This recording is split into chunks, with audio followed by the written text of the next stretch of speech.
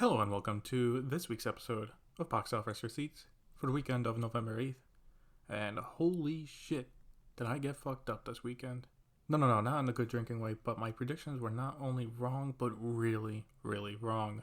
So, if you have been here before, you know the process, and if you haven't, well, you're in for a special episode, so just follow along. Alright, let me get the weekend numbers out of the way so I can talk about them. Opening in first place is Midway with 17.8 million. Opening in second place is Dr. Sleep with 14.1 million. Opening in third place is Playing with Fire with 12.7 million. Opening in fourth place is Last Christmas with 11.4 million. Lastly, Terminator Dark Fate came in at fifth place with 10.8 million for a total of 48.4 million. So Terminator can fuck off. It's not worth talking about. It dropped 63% compared to its opening weekend. That's absolutely terrible, so let's move on. Warner Brothers needs some serious help here. I really don't know what's happening. Projections had Dr. Sleep come in at 25 to 30 million for its opening weekend. Easily first place, would have been a good opening as well. Instead it flopped, and not only came in second, but all it needed was an extra 3 million to take first, and it couldn't even do that. So, analysts were wrong. I was wrong. What happened? Well, I think there are two options.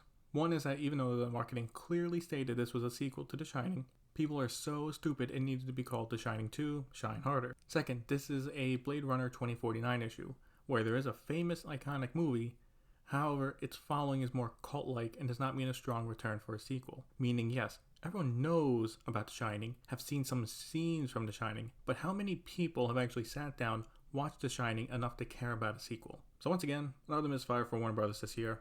Really, its only success this year are due to clowns. Let's talk about Midway, which all it had to do to take first place is slightly perform better than it did, and it did that fine. This was very unexpected though, and should also have a few more strong days thanks to Veterans Day.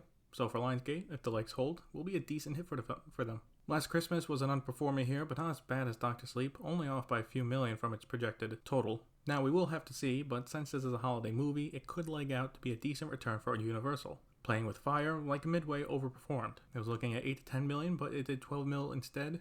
So while not a big hit, is at least some good news for Paramount, considering what they are going through right now with Terminator. Now that all of that is out of the way, let's look at some international numbers. Dr. Sleep is not doing well overseas either, with it at 20 million internationally for a worldwide total of 34.1 million. Midway made 4.4 million for a worldwide opening weekend of 21.9 million. Now that 4 million is from China and has not been opened in other countries yet. Last Christmas opened at 3.1 million international for a worldwide opening weekend of 14.7 million.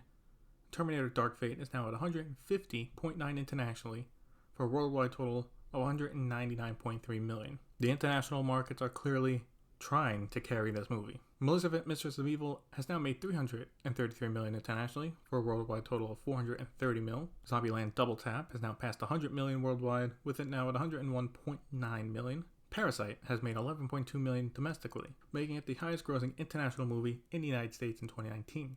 Yes, Dragon Ball Broly did make more in January when it came out. However, its initial release was in Japan back in December, making it a 2018 movie. The Addams Family is still chugging along with 63.4 million internationally for a worldwide total of 155.7. Lastly, Joker is now at 985 million worldwide and will pass $1 billion this week. So I'll talk more about that next week. For this weekend, we got 3 new movies with wide releases. The biggest is Ford vs. Ferrari, starring Matt Damon and Christian Bale. We also have the reboot of Charlie's Angels from Sony, and from Warner Brothers, The Good Liar. Review-wise, all 3 movies look solid, with Ford vs. Ferrari at the top, currently with a 92% on Rotten Tomatoes. Looking at estimated theater counts, The Good Liar looks to have the lowest at around 2,500, compared to the other 2 at 3,000. With all of this in mind, here are my predictions for the weekend top 5. In first place, Ford vs. Ferrari. Second place, Charlie's Angels. Third place, Dr. Sleep. Fourth place, Midway.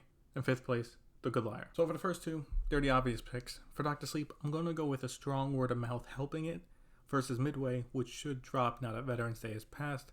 And The Good Liar, yes, it has good reviews, but I haven't seen that much marketing for it, and the 2,500 theaters is going to hurt it. But what do you think will be in the top 5? Let me know on Instagram at Tyler Callahan Media, and on my Facebook page. Link to that is in the description. And that's it for this week's episode of Box Office Receipts. Thank you for listening, and see you next week.